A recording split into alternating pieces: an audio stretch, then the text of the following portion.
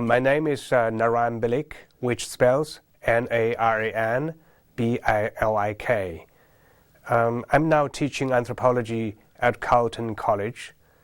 As a person originally came from Inner Mongolia, then working with the Institute of Ethnology and Anthropology in the Chinese Academy of Social Sciences, I really treasure my experience here on this campus. I conducted my fieldwork largely in Inner Mongolia, in Guangxi Zhuang Autonomous Region, in the provinces of Jilin, Gansu, and Jiangsu. This kind of multiple-site fieldwork really helps me to understand China as a whole and in a better light, I say.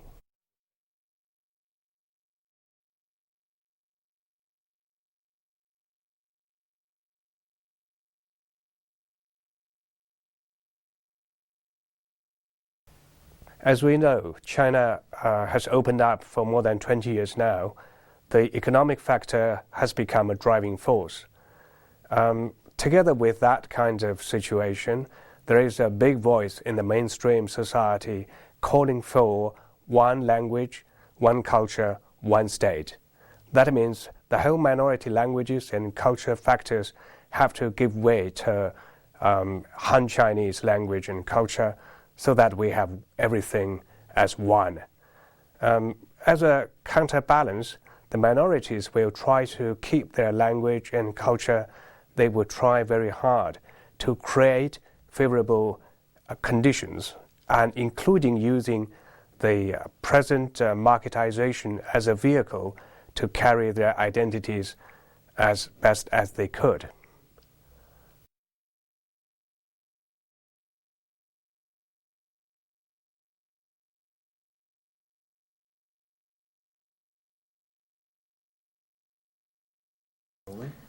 Facing the danger of losing their language and culture, for example, the Mongols in Inner Mongolia are now implementing a trilingual program with their middle schools and high schools, usually high schools, of course, which works like this.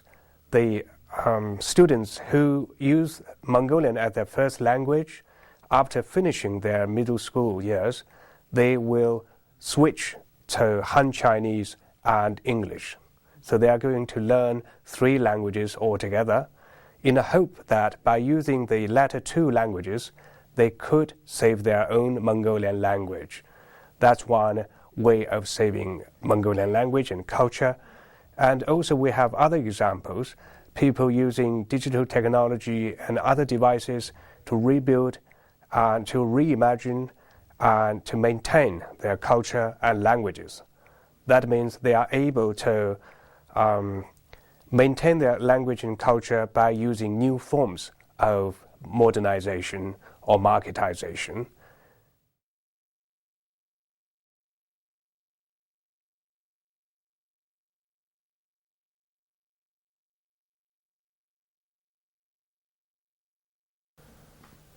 On the one hand, we have signification going on there at a high speed.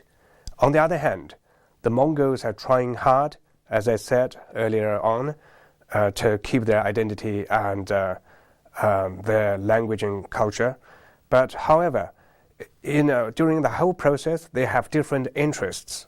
Then these interests, both coming from emotional needs, market needs, economic needs, whatever, then they have to form different interest groups.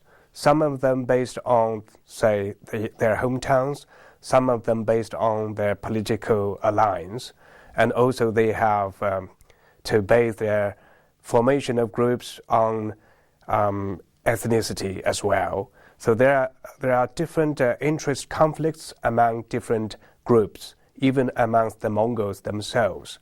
But this kind of situation largely will fluctuate according to different contexts and different geopolitical situations internationally, not only within China itself. So there will be a time when the Mongols will form a generalized identity when the whole situation favors that kind of identity.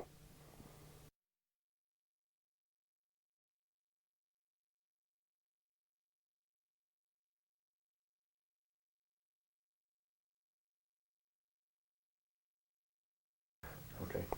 One aspect to look at Mongolian identity is to look at their counterpart, the Han Chinese. During the whole process of modernization and nation building, the Han Chinese are also worried about their own identity, and therefore they nowadays try to rebuild Confucius temples, the Yellow King mausoleums, etc., etc.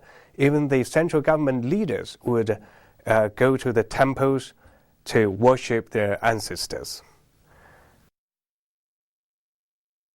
Okay.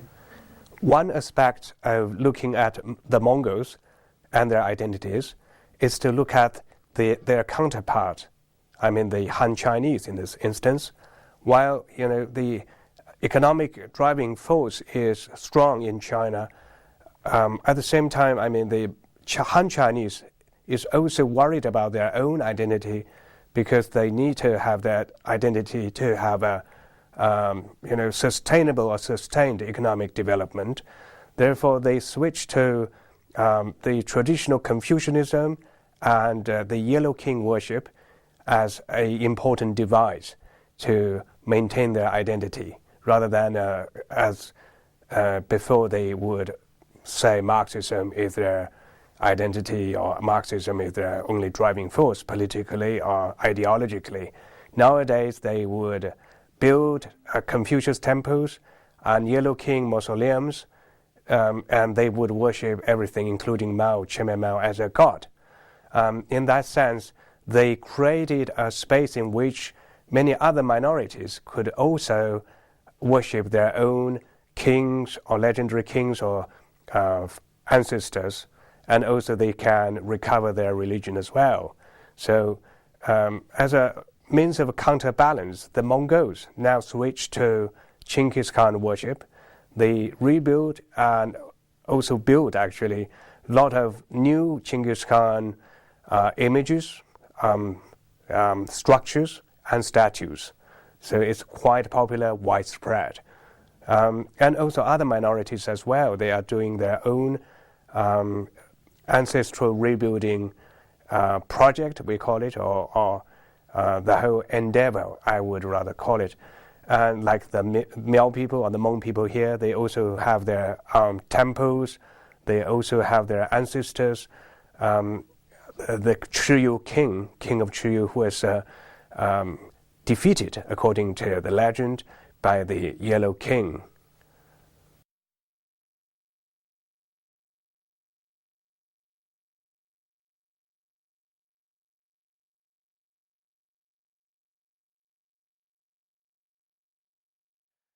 One aspect of looking Mongolian identities is to look at the Han Chinese, their counterpart, to see how they build their own identity, Han Chinese identity.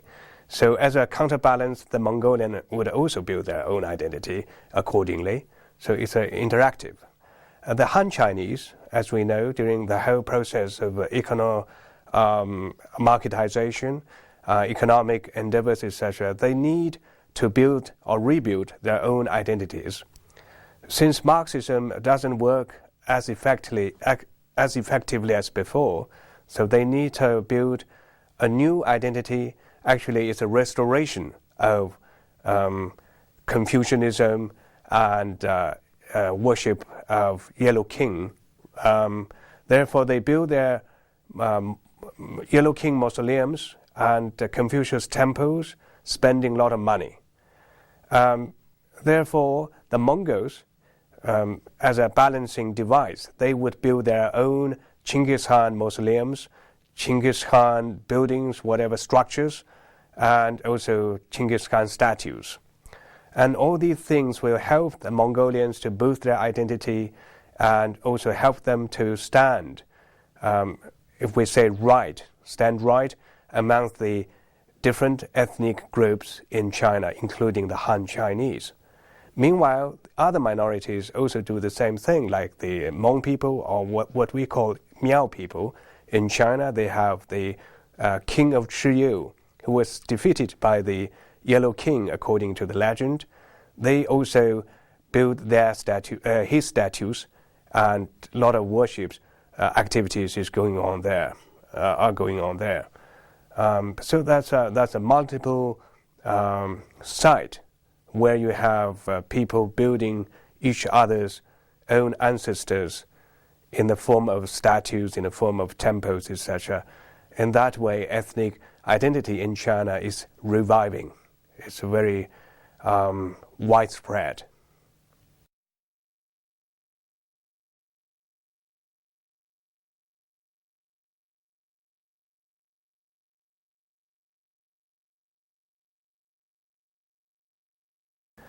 There is a hybridity, as we know, of different cultural elements amongst the Mongolian culture nowadays.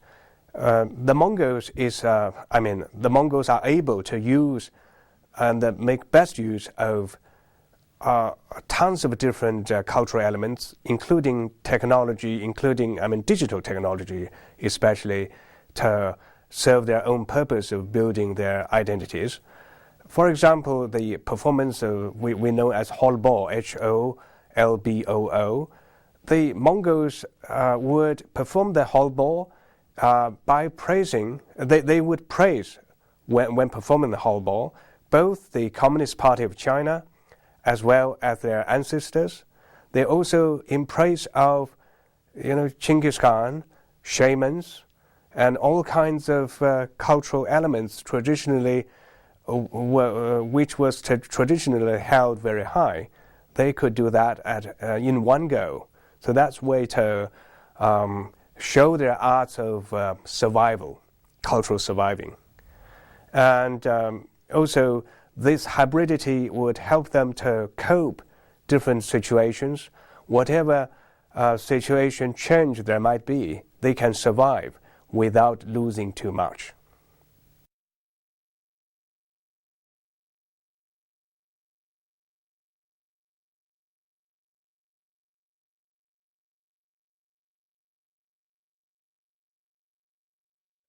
There is a received wisdom in China, possibly in other parts of the world as well, which goes like this. If you have a very good market economy, strong market basis, etc., then there is a possibility that all ethnic minorities would lose their identity, would lose their language and culture, etc., and eventually got assimilated.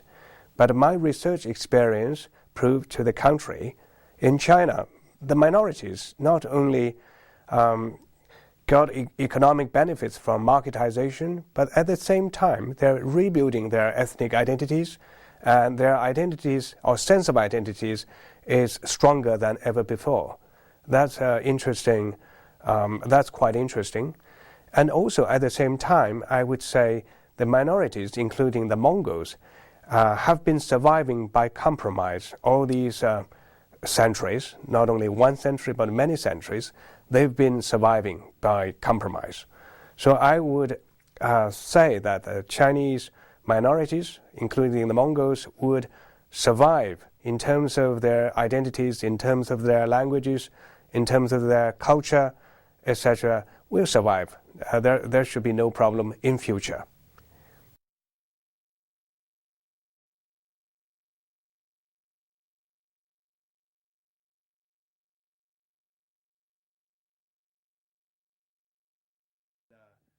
In China too, you have to learn Chinese in order to get a job in other places. Even in Mongolia, you have to get a job by speaking Chinese.